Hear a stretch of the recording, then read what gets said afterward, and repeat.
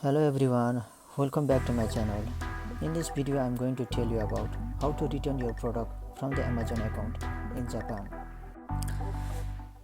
फर्स्टमा Amazon application खोल्नुहोस् र Amazon एप्लिकेसन खोलिसकेपछि तपाईले लेफ्ट साइडमा रहेको यो माथिल्लो भागमा रहेको यो तीनटा दरको भएको यो बटनलाई थिच्नुहोस् र बटन थिचिसकेपछि तपाईले अर्डर भन्ने अप्सन देख्न सक्नुहुनेछ।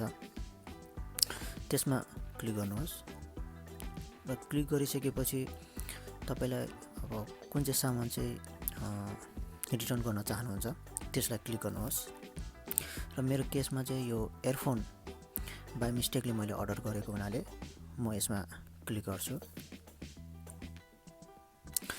क्लिक गरिसकेपछि यसलाई अलिकति स्क्रोल डाउन गर्नुहोस्। स्क्रोल डाउन गरिसकेपछि तपाईले एउटा अप्सन देख्न सक्नुहुनेछ, रिटर्न अर रिप्लेस आइटम भनेर लेखेको छ। त्यसमा क्लिक गर्नुहोस्। क्लिक गरेपछि तपाई यो किन अर्डर रिटर्न गर्न चाहनुहुन्छ भनेर यहाँ क्वेशन मार्क गरेको छ।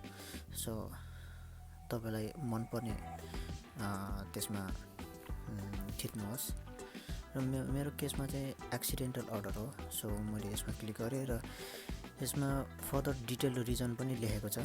यदि लेख्न मन छ भने त्यसमा लेख्दा हुन्छ,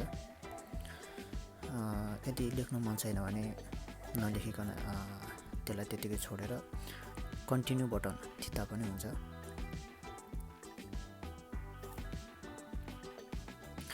कन्टिन्यू थिचिसकेपछि तपाईले यहाँ अप्सन देख्न सक्नुहुन्छ, refund to your Amazon account balance र अर्को refund to your Visa ending भनेर देखाएको छ। यदि तपाईले क्यास इन डेलिभरी गर्नुभएको छ भने तपाईले यो माथिपट्टिको refund to your Amazon account balance थिच्न सक्नुहुनेछ र यदि तपाईले क्रेडिट कार्डबाट तिर्नु भएको छ भने यो तलको अप्सन थिच्नु पर्नेछ।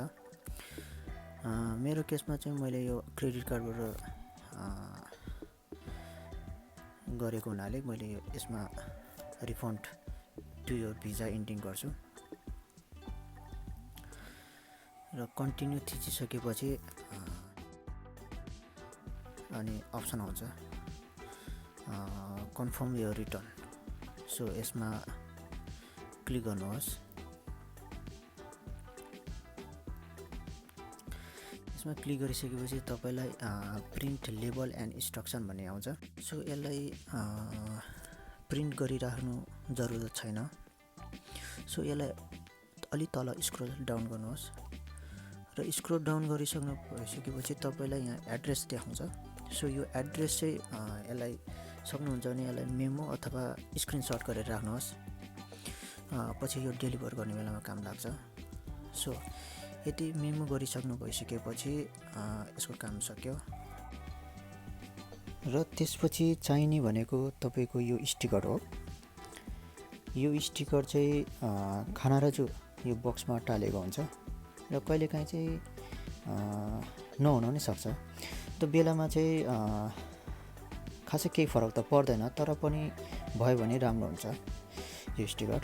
र त्यसपछि सामान यो बक्सभित्र हालिसक्नु भएपछि यसलाई प्याक गरिसकेपछि तपाईँ कम्बिनी जानुहोस् र कम्बिनीमा गएर च्याकु बराइनो खामी कुदासाई भन्नुहोस्। यो च्याकु बराइनो खामी भन्दा चाहिँ के हो भन्दाखेरि तपाईको पेमेन्ट आफ्टर द डेलिभरी हो। सो पैसा तपाईलाई लाग्दैन, यसको फ्री अफ कस्ट हो। र त्यसपछि च्याकु बराइको खामी चाहिँ कस्तो हुन्छ भन्दाखेरि यस्तो हुन्छ र यसमा टुको ठाउँमा एमाजनको एड्रेस लेख्नुहोस्। मैले सुरुमा पनि भनेको थिएँ त्यसलाई त्यो एड्रेसलाई मेमो अथवा स्क्रिनशट गरेर राख्नु भनेको थिएँ। सो त्यो एड्रेस त्यहाँ लेख्नुहोस् र त्यसपछि फ्रमको ठाउँमा तपाईको एड्रेस र त्यसपछि तपाईको एड्रेस लेखिसकेपछि टाइम टेबल हो, जिखान्ताई भन्छ। सो यसमा किबोनासी गर्नुहोस् र त्यसको ठ्याक्कै तलपट्टि सामानको नाम लेख्नुहोस्, के हो तपाईँको त्यो सामानको नाम। सो मेरो केसमा चाहिँ यो इयरफोन भएको हुनाले मैले यो इयरफोन लेखेको छु। सो यो मेरो इयरफोन क्वारेमोनो, नामामोनो, बिन खासै केही पनि होइन। सो त्यही भएर मैले यसलाई चिनो ला छैन। यदि तपाईँको फुट्ने चिज, खानाहरू त्यस्तोहरू छ भने त्यस गोलो लाउन सक्नुहुनेछ। सो यति गरिसकेपछि तपाईँले कम्पनीको स्टाफलाई दिनुहोस् र त्यहाँको स्टाफले तुरुको गरिसकेपछि तपाईँलाई यो रिसिप्टको फ्रन्ट पेज तपाईँलाई दिन्छ र तपाईँको सामान पुगेको 2-3 दिनभित्रमै तपाईँलाई रिफन्ड गरिदिन्छ। सो यति नै हो भिडियो। सो मन परेमा लाइक, कमेन्ट, सब्सक्राइब गर्न नबिर्सिनु होला। धन्यवाद।